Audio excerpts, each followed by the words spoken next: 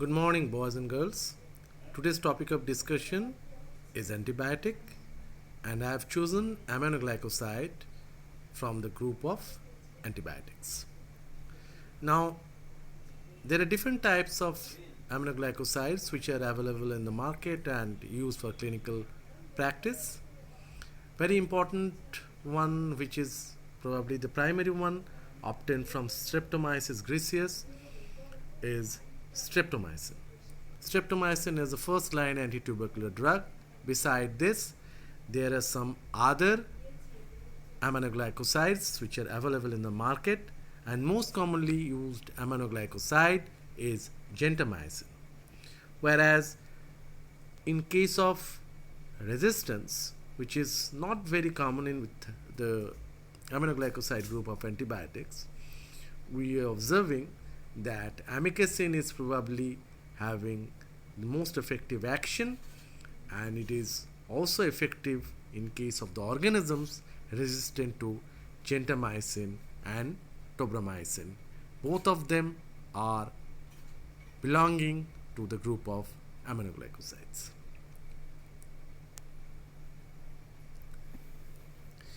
Aminoglycosides bind to bacterial ribosome irreversibly, and it inhibits protein synthesis.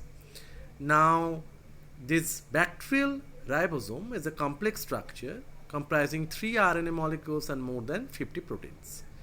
The bacterial ribosome consists of 2 subunits. As you all know, it's 30S and 50S subunits. Now, aminoglycoside mostly target the 30S subunit as its primary action.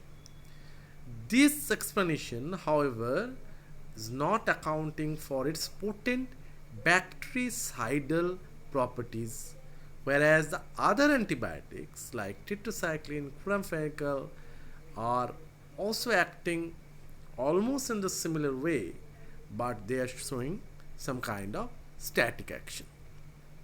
Now, here in this picture, you are seeing that the aminoglycoside is inhibiting the initiation of protein synthesis.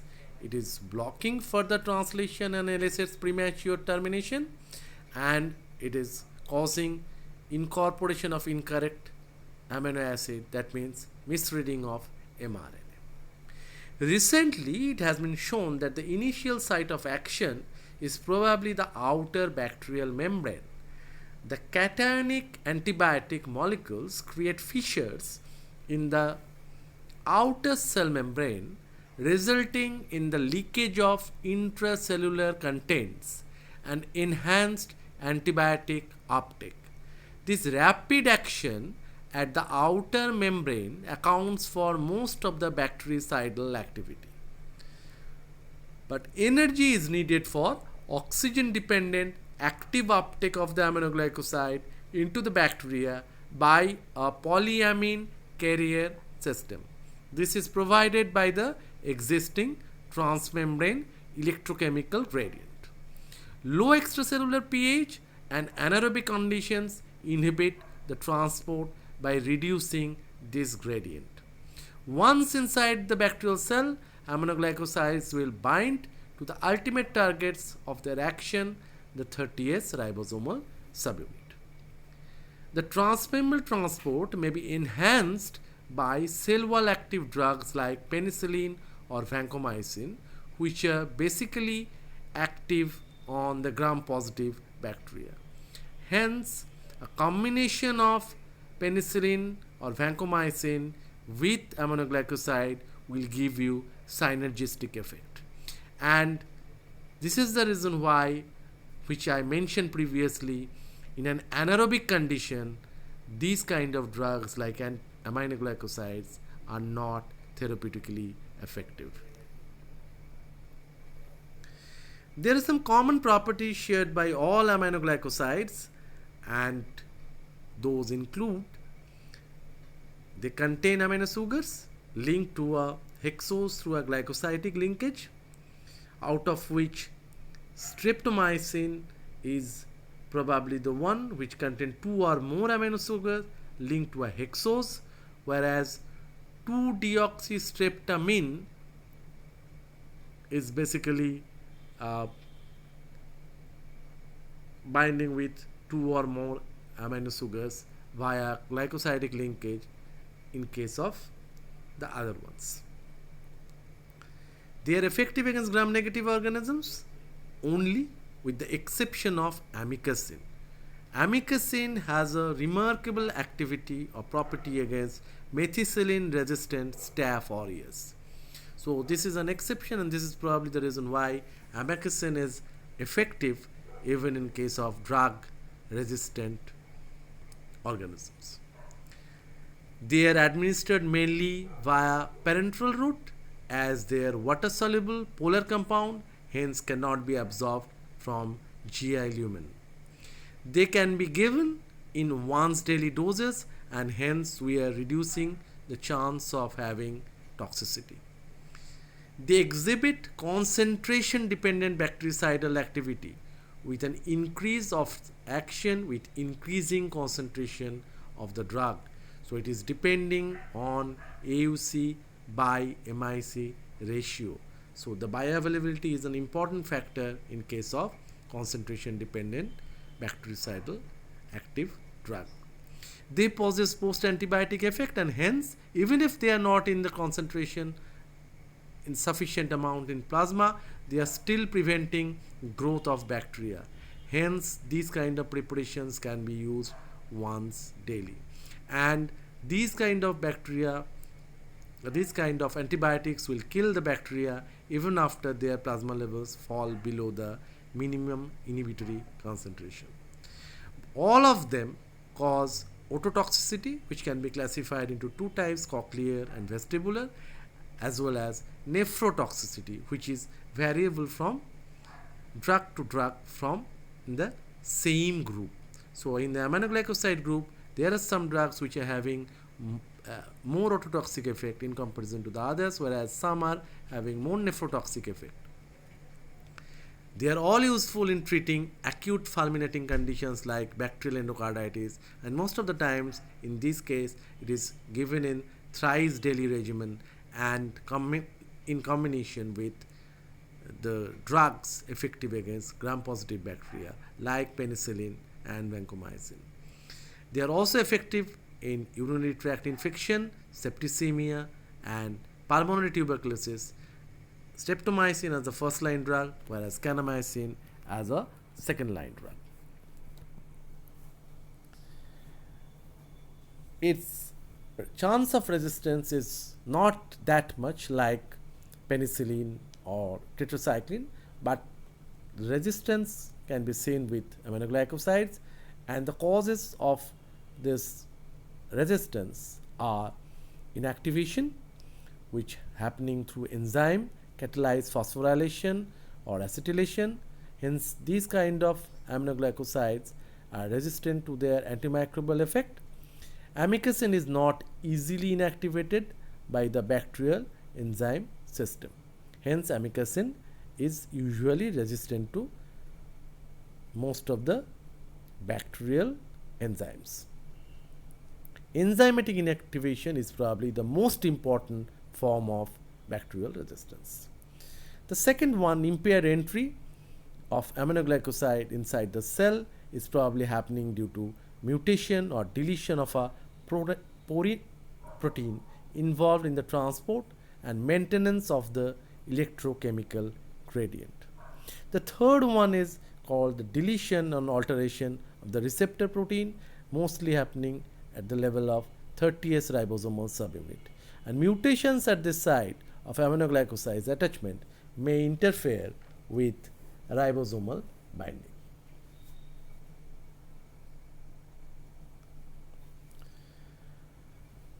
There are different types of aminoglycosides which are available, and one of the most important one is streptomycin, which is the first aminoglycoside made available for therapeutic use and was discovered by Selman A. Waxman in 1943, and it is isolated from Streptomyces griseus, and its spelling MYCIN, the suffix, is basically due to the spelling of its source.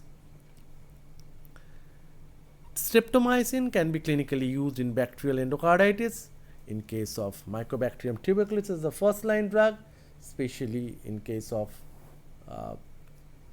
those patients where all 5 drugs are required and it is given via injectable route.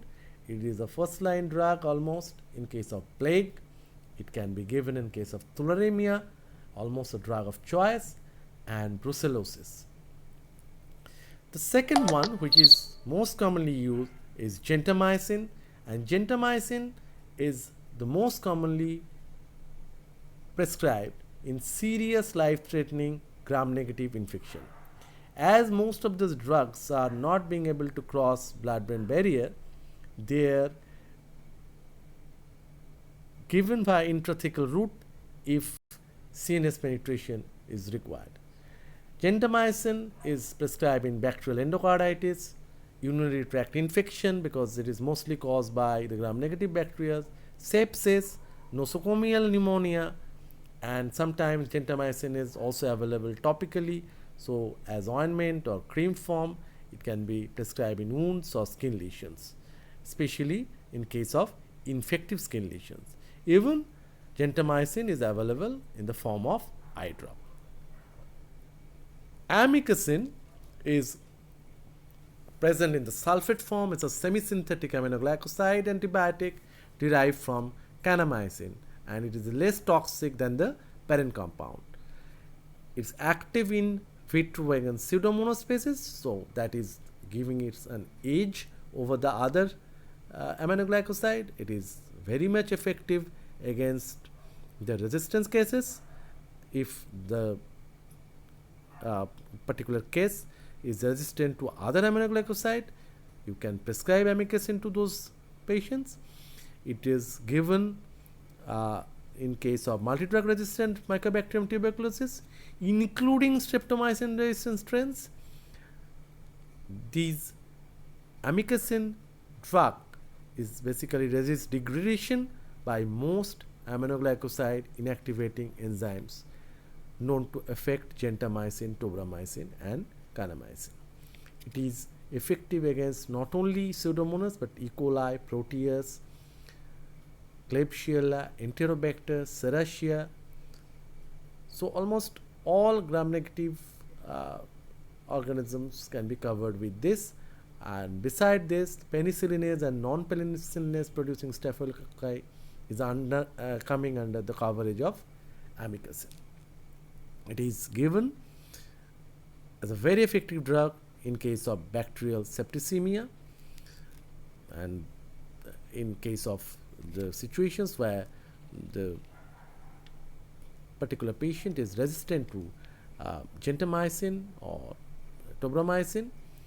That means the bacteria is resistant to gentamicin and tobramycin, and so serious infections of the respiratory tract caused by sensitive gram-negative bacteria and not responding to gentamicin or tobramycin.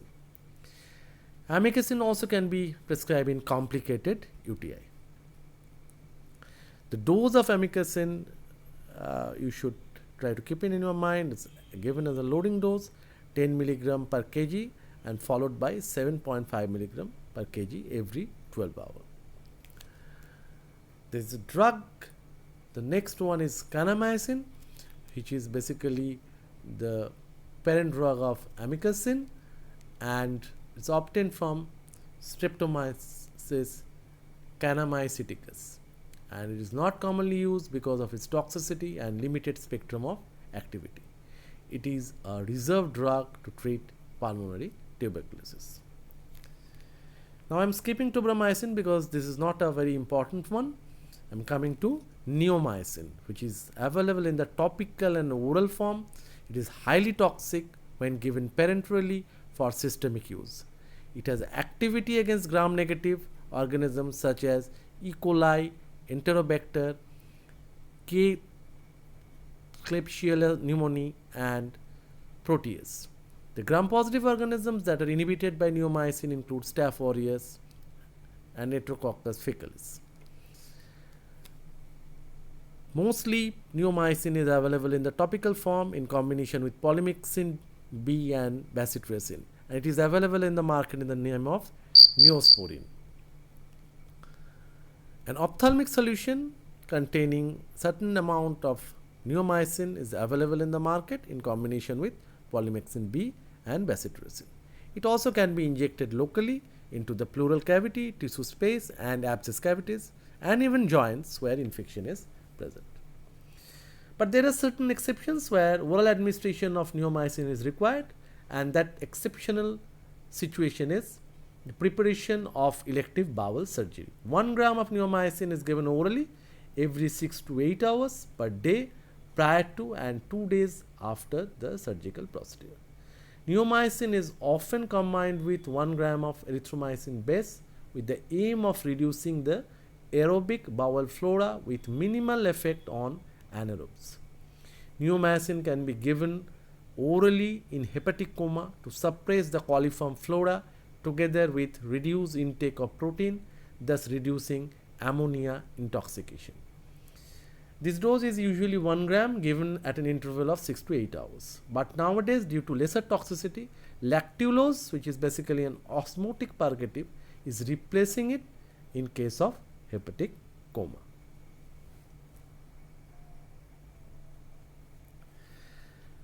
This is the diagram which is showing why single dose formulation of aminoglycoside is preferred over multiple dosing. The dotted line is indicating the toxicity threshold, and you see the red line which is indicating a single bolus dose of aminoglycoside prescribed, which is basically coming under the dotted line. That means the toxicity threshold after 12 to 13 hours.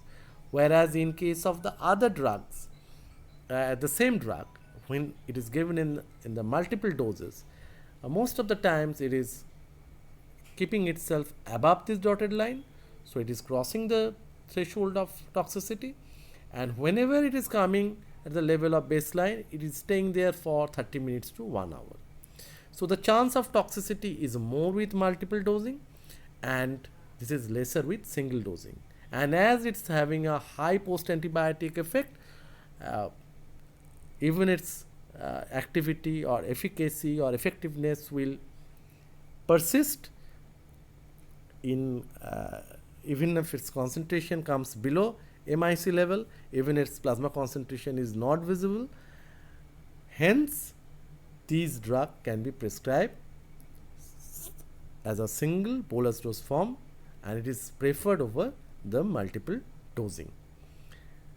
The only condition where probably the purple line is scored over the red line, that means the multiple dosing is getting preference over the red line, that means the single dosing, is infective endocarditis. It has some other significance. Only you have to remember that infective endocarditis is a difficult condition to treat, where aminoglycoside should be given in multiple dosing in spite of its toxic effect, and it's usually combined with the drugs which are having more effect on the gram-positive bacteria like penicillin or vancomycin. The common adverse drug reactions which we encounter in the clinical practice are ototoxicity, nephrotoxicity, and neuromuscular paralysis. Ototoxicity is manifested as vestibular toxicity and cochlear toxicity. The ototoxicity produced by aminoglycosides is usually irreversible.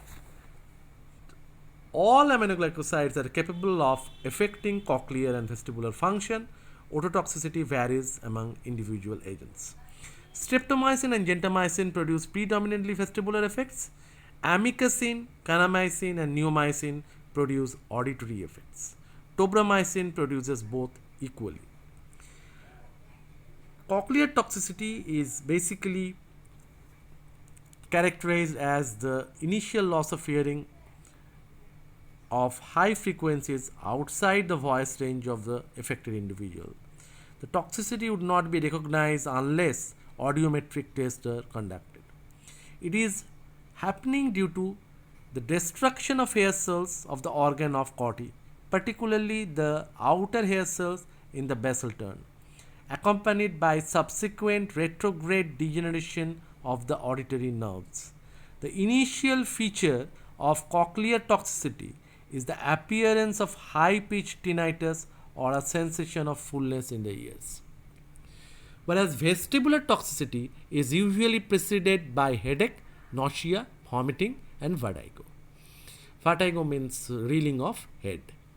This is followed by slight loss of equilibrium, which may persist for 1 to 2 weeks. Maintenance of normal body posture becomes difficult, and the patient may find it difficult to initiate and terminate body movement. A series of events followed from the acute stage to the chronic stage, during which the patient may achieve a compensatory state in which he or she uses visual cues to adjust for the loss of vestibular function. There may be pendular tonic movements and spontaneous nystagmus, difficulty in focusing and reading, and finally the patient may develop ataxia and other features of chronic labyrinthitis. Let's come to nephrotoxicity, which means it has a reversible renal impairment, develops in 5 to 25% of the patients. The initial manifestation of nephrotoxicity is an increased excretion of brush border cells, brush border enzymes. This is followed by a decrease in renal concentration ability, proteinuria, appearance of cast in the urine, followed by a reduction in the glomerular filtration rate, and later on a rise in serum creatinine concentration. Aminoglycosides differ in their nephrotoxic potential. Neomycin is probably the most nephrotoxic one because of its higher accumulation in the renal cortex, and streptomycin is probably the least nephrotoxic one. Neuromuscular blockages and respiratory paralysis, these are probably commonly observed when it is combined with some neuromuscular blockers, or is given when a patient is already getting some kind of neuromuscular blockers, and we are seeing that this kind of phenomenon is leading to respiratory paralysis and even death of the patient. It results from the inhibition of presynaptic release of acetylcholine and postsynaptic receptor blockage. Presynaptic blockage is more readily caused by neomycin, whereas the postsynaptic receptor blockage is very common with streptomycin.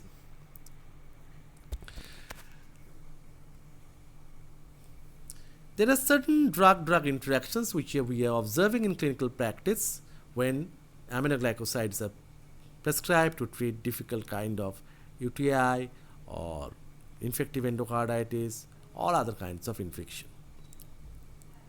The first one is definitely going to be a beneficial one, that is when penicillin is combined with aminoglycosides, mostly when we are suspecting a combination of gram-positive and gram-negative infections. In that case, penicillin is basically increasing the permeability of aminoglycoside group of antibiotic, and not only that, they are acting on different class of bacteria. Penicillin is more specific on the gram-positive, whereas aminoglycoside is predominantly active on gram-negative. Hence, the combination will give you synergistic effect. And this type of condition, this kind of drug-drug interaction is advantageous or beneficial for the patient. Whereas, if aminoglycoside is prescribed in a patient who is already getting some kind of neuromuscular blockage during surgery or due to some other causes, in that case it is not going to be a beneficial one. It may lead to respiratory paralysis and sudden death of the patient.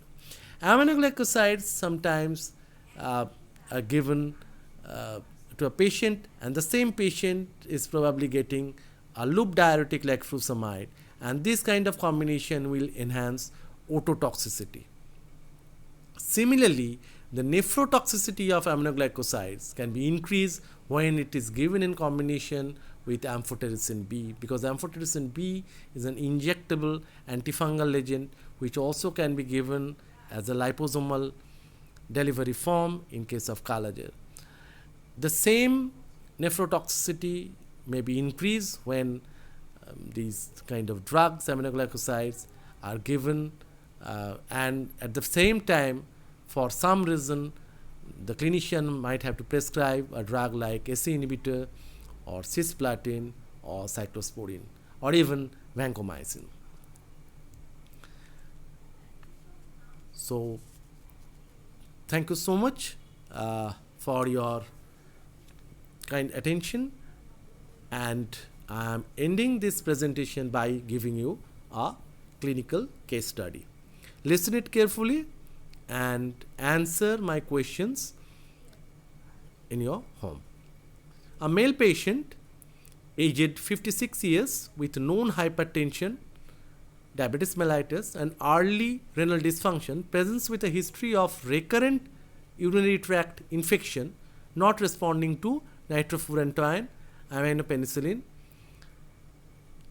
That person is on regular antihypertensive and antidiabetic therapy.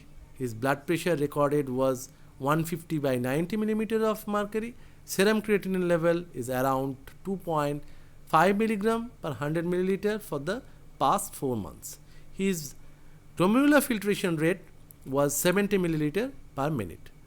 The urine culture showed the growth of Pseudomonas aeruginosa, sensitive to gentamicin as the first preference.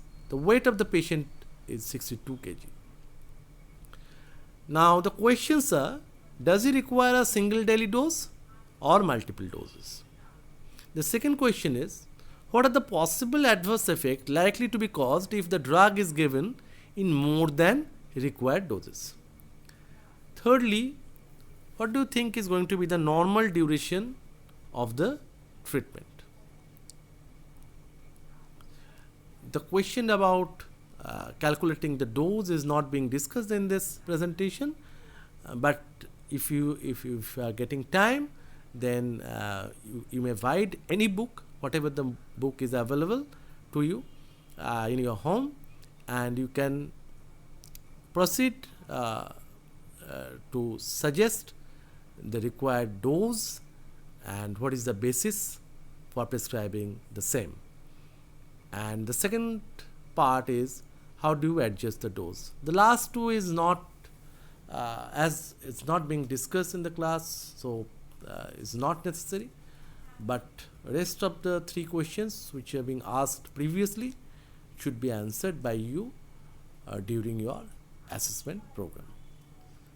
Hence, once more, thank you so much, and leaving you for the moment.